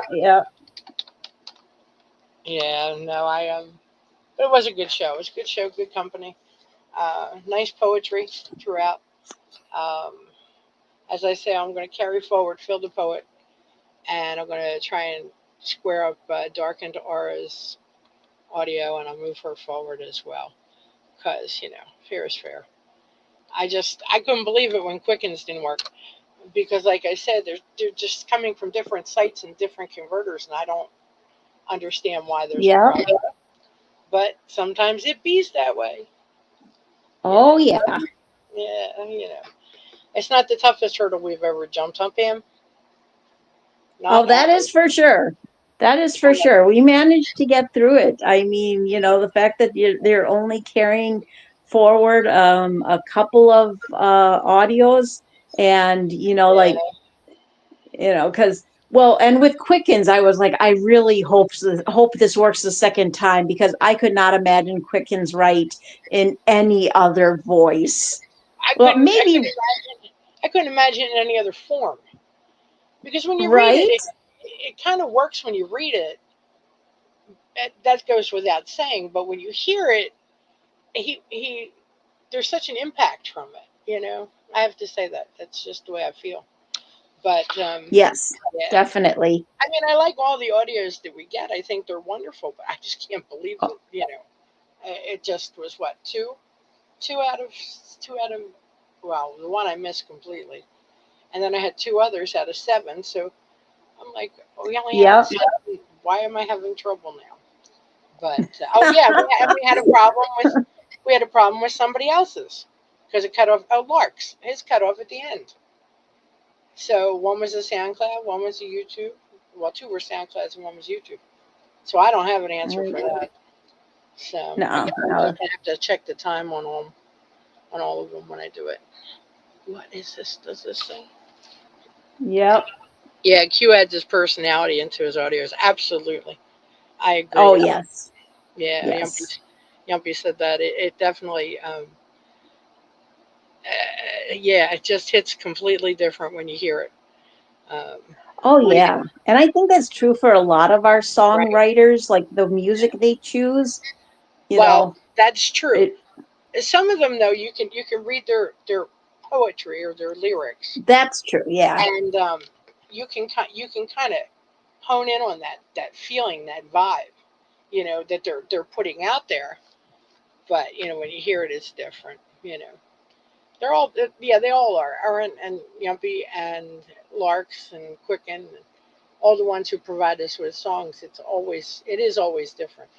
I mean, I love the fact that they can go in and they can add music and a voice to it and bring their words to life. I think that's just wonderful. Yes. All of them. Yes, absolutely. I'm always happy to have the music on the shows. You know. But yeah, so anyway, I thank you all for hanging out with us tonight. Thank you, everyone on YouTube. Thank you, Pam. It's always fun. I appreciate you filling in for our friend Rex, who is MIA. He's MI. behind the scenes sending in all those gremlins. Yeah, probably. He's probably the one who cut off all the songs and everything. Oh, he's funny. But no. So anyway, I hope everything's going well for him, and I will. Me Well, too. I guess I'll hear everybody tomorrow. I don't know. I think I'm doing a show with Gray Eyes, but I'm not 100% sure. So I'll catch on. Eventually, I'll figure it out.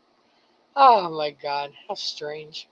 Anyway, everybody have a great night and a wonderful weekend, and I'll catch you all either tomorrow or Sunday or maybe Monday. Pam, I'll talk to you later. One of those days. Yeah, I'm always somewhere. Okay, Pam, thanks, hon. Have a great night. Thank you, Tim. Thank you, Yumpy. Thank you, Vizago. Appreciate it. Good night, everybody.